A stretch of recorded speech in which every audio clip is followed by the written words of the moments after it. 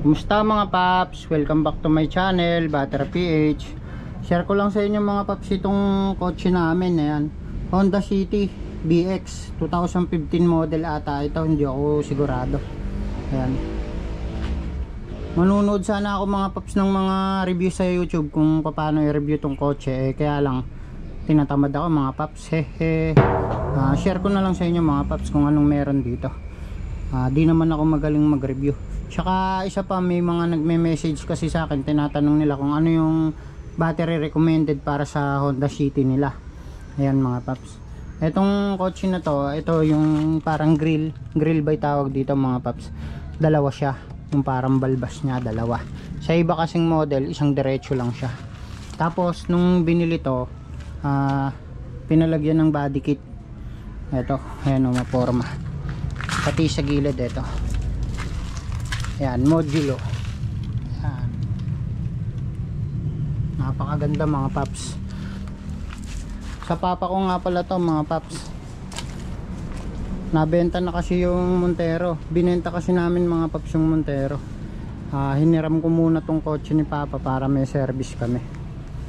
Ayan, eto mga paps yan, Honda City BX.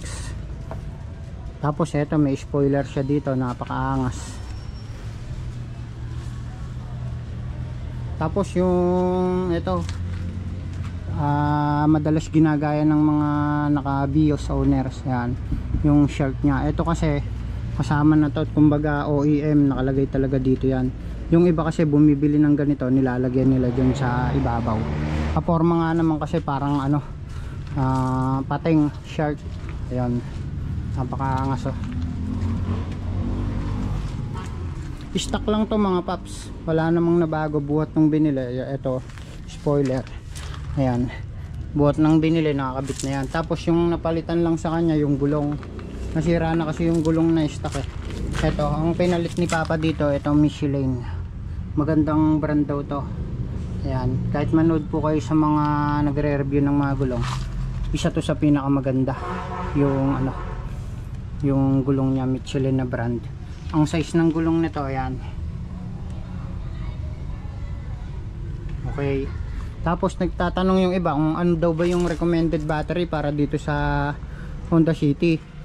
Kapag kasi mga Honda mga paps, usually yung kinakabit sa kasa NS40 lang, maliit lang po yun, NS40.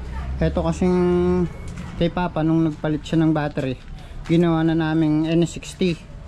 Mas malaki na siya mga paps, kasi yung lagayan ng battery malaki naman eh. Ito yung susi mga paps, tingnan natin yung battery. Tapos yung brand ng battery nya, pakita ko sa inyo mga paps. Opya, kaporma yun. Ngayon, umiilaw pa mga paps, buong buo yan, solid, hindi na pupunde.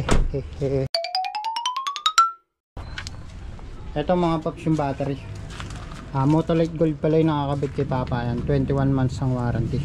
Ito yung sinasabi ko, yung battery tray, malaki naman siya mga paps. Yung dati kasi nung stock pa to, hanggang dito lang yung battery, NS60 lang, ay NS40 lang. Kasyang kasya na may NS60. Tapos yung iba, sinasabi pag daw naglaki ng battery, hindi daw po kayang kargahan ng alternator. Kaya naman mga paps, based sa experience namin, itong battery tumatagal naman siya ng 2 taon mahigit. Nag-charge naman sa alternator. Ito yata yung alternator mga paps, kayang kaya mga paps. Mas maganda kasi mga paps, mas malaki yung battery. Yun nga po, NS60 yung dapat para dito sa Honda City. Pero sa mga Toyota Vios mga paps, NS60 na talaga yung nakakabit sa kanya na battery. Dito lang sa mga Honda maliit, NS40 yung nilalagay nila kasi mas mura. Yung NS40 mas maliit, diba? Ang presyohan nga palang ng battery na Motolite Gold, ang bentahan ko dito mga paps, 5.8 yung Motolite Gold, 21 months warranty. Magandang klase mga paps Motolite Gold yan, kahit medyo mahal siya. Mas maganda pa yung Excel naman, 24 months warranty yon. Maraming nagsasabi mas maganda yun, pero dito kasi sa lugar namin Motolite Gold lang po ang nahanap kasi medyo mahal na po yung Excel. Kaya ito na lang po, Tapos kung budget meal naman, recommended ko po yung Yokohama o kaya Megaforce. 4,000 lang po yun. Magandang klase na rin po yun. Actually yung Megaforce mga paps, halos katapatan na itong Motolite Gold na 21 months warranty. Kapag check natin yung CCA nya, yung cold cranking amps, matataas kasi mga paps yung mga CCA ng mga ibang brand ngayon. Kumbaga ginagandahan nila yung gawa, ganun. Pero ingat din po tayo sa pagbili ng battery. May mga lumalabas kasi na ibang brand na hindi naman kilala. Ang recommended ko po Yokohama at saka Megaforce. Yan, matagal na po yan sa market. Subok na din po, marami na rin nakagamit. Nilinis ko itong mga paps pero yung dito hindi ko pala nalinis mga basa-basa pa. Pupunasan ko na lang mamaya. Yan. Share ko lang sa inyo mga paps. Ayan, ang ganda pa rin Ang pangalan nga pala nito, Coco, sabi ni Nanay. Shoutout nga pala kay Nanay, nanonood palagi sa akin yan. Siya daw si Coco. Kasi nung kasikatan yata ni Coco Martin yan sa ang probinsyano. Napakatagal na. 2023 na ngayon mga paps. Ang ganda pa ng kulay mga paps. Maganda yung kulay na gray na to. Kahit na ayun ang tagal na. Hindi pa rin siya nagpe-fade, kumbaga makintab pa rin yung kulay. Tsaka nasa pag-aalaga rin ni Papa siguro dahil siya lang nagkakarwas nito mga paps. Iba talaga yung pagsariling alaga natin yung sasakyan na alagaan mabuti. Kasi sa karwas mga paps kumbaga syempre kailangan ng mga karwas boy makarami sa nila, sa linis ganyan. Pasok tayo sa loob mga paps, papakita ko sa inyo yung loob pala. Ito yung susi ni Papa. Yan. Ganda mga paps. May paganito pa siya. Wow. Tara, pasok tayo mga paps. Ito nga palang Honda na to. Keyless siya mga paps. Yan. Wari, nakalak. Nakalak. Wala na tayong pipindutin. Atakin lang natin. Bubukas siya. Keyless entry. Kahit nga nasa bulsa mo lang to, pwede. Napaka-convenience. Ayan mga paps yung manibela nya. Etong manibela mga paps, napaka-lambot, magaan yung steering nya. Kaya kapag dun sa mga bago pa lang, halimbawa nagkaroon kayo nito, siya malambot. Bagyang liko mo pa lang liliko siya, ganun. Pero usually naman sa mga bagong sasakyan, ganun na, malalambot na po ngayon. Mga model 2 2022 pataas, ganyan. Tara, paanda rin natin, sarado natin mga paps. Ayan. Tapos keyless na nga po siya. Ayan, lalagay lang natin dyan. Ito, start engine. Tatapakan natin yung yung preno, tapos push start. Ayan, mandar na siya mga paps. Ayan. Tapos hindihan natin yung aircon syempre. Ayan, sarap, lamig. Ayan mga paps. Ayan napaka-forma mga paps ng kulay blue. Ayan Tsaka pag etong sasakyan na to, Honda City na BX 2015 model, kagaya na itong kay Papa, napakatulin na ito mga paps. Sobrang bilis talaga niya. Maliksi kasi kotse nga mabilis siyang kumbaga sa daan. Pag overtake ka, mabilis lang, walang bitin. Pero ito may eco mode siya. Yan, kailangan pagka gusto mo ng kumbaga ratratan mabilisan, tatanggalin mo yung eco mode, pindutin mo lang to para pag overtake ka, syempre hindi ka mabibitin, ganyan. Pero ako kasi pag nagdadrive ako 60-40 lang takbuhan ko, kaya naka eco mode lang ako, ganyan. Tipid pa sa sa gasolina. Tapos ito pala, kagabi kasi nahanap ko yung auto fold nya ng side mirror. Yan, pala siya mga paps, manual fold pala siya. Doon kasi sa Montero auto fold. Ito pala sa lang to, sa salamin. Halimbawa ilalagay mo to sa L, tapos makokontrol mo yung ayun gumagalaw, makokontrol mo siya. Ayan, lagay na natin sa gitna. Yun lang naman, napakaganda. Lock natin. Ayan, malamig yung aircon mga paps, lalo dito sa harap, napakalamig. Ayan,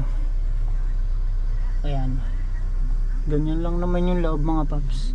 Tapos andito si teddy bear. Ayan, may hanger pa dito mga paps. Tapos dun may payong.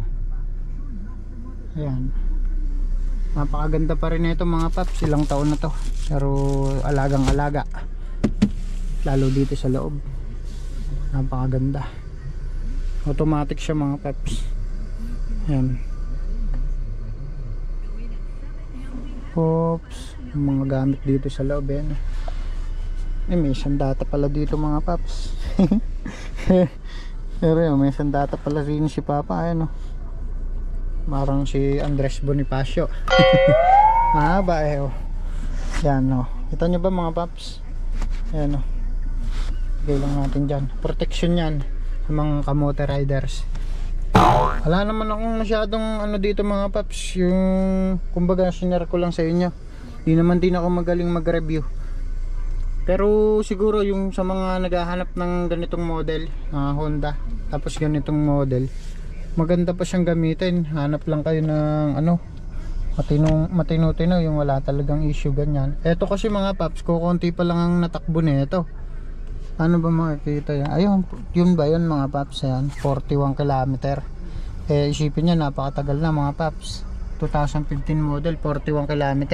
Iisipin ng iba dyan mga paps, tempered yung daya itong milyahe, dahil yung ibang ka-model na ito siguro malakas na o mataas na yung natakbo. Ayan. Ayan, pero hindi naman kasi mapagbenta si Papa ng sasakyan, ako lang. Kasi papalitan ko ng pick up mga paps yung yung Montero, pang business purpose ba, kaya binenta namin Montero. Ay, eto pala, naka pala to, yung paddle shift, pwede mo siyang i-manual mode. Itong lalagay mo lang siya sa sport. Eto, may lagayan kasi siya. Yan, lagay mo sa sport, tapos dagdag cambio, bawas cambio. Yan, paddle shift pala siya. Ganun na ngayon yung ibang mga yung mga sa mga Montero, yun meron din yun paddle shift pwede mong i-sport mode para babawasan mo ng cambio, ganun, para pag overtake ka ganyan. Pero napakasarap mga pap kung automatic lang, chill ka lang, sampa lang gagamitin mo, lalo sa traffic. Kapag nakapreno ka, angat mo lang pa mo, andar na. Kaya siguro advice ko rin sa mga bibili ng pagbago mga paps, automatic na po kayo. Kaya lang depende rin siguro sa ng tao yung iba gusto manual. Okay, salamat po. Ganito na lang ang vlog natin. Ayan, nawala na mga paps yung yung kulay blue dito. Ibig sabihin uminit na siya, mainit na yung makina. Ayan, kanina kasi may kulay blue dyan, malamig pa yung makina, ganun. Daming gasolina mga paps. Halata naman na hindi nagagamit. Ayan, puno siya.